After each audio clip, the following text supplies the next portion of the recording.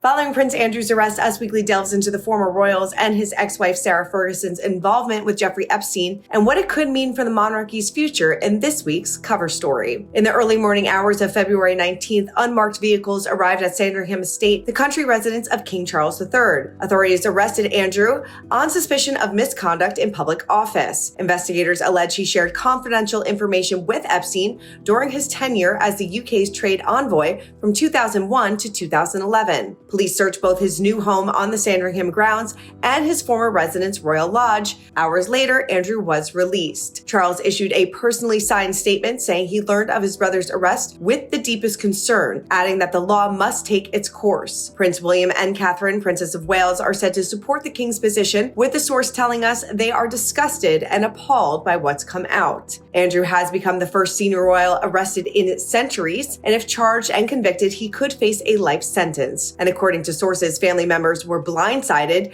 and Charles has not spoken directly to his brother. The arrest follows the release of more than 3 million pages of documents by the U.S. Department of Justice related to Epstein's case. The files shed new light on Andrew and Sarah's connections to the disgraced financer. An anti-monarchy group filed a complaint with the Thames Valley Police alleging the new documents suggest Andrew shared privileged information with Epstein. The correspondence appears to show ongoing contact beyond what Andrew previously acknowledged. Additional documents unsealed in late 2025 indicate Andrew emailed Epstein in 2011 after a British newspaper published a photo of him with Virginia Giuffre, who accused him of sexual assault when she was 17. Andrew denied the allegations, and the two reached an out-of-court settlement in 2022. Now, Ferguson, who once called her association with Epstein a gigantic error of judgment, is also facing renewed scrutiny. Emails suggest she and her daughters had contact with Epstein shortly after his release from prison in 2009. Now, the fallout extends to their daughters, Princess Beatrice and Princess Eugenie, who sources describe as devastated and in a total state of shock, with the source adding, the sisters are very united and they don't want to be associated with the scandal. They don't want to spend a lot of time with Fergie and Andrew. As Andrew and Ferguson face mounting legal and public pressure, sources say they are increasingly isolated. Once shielded by Queen Elizabeth II, Andrew now finds himself without his strongest protector,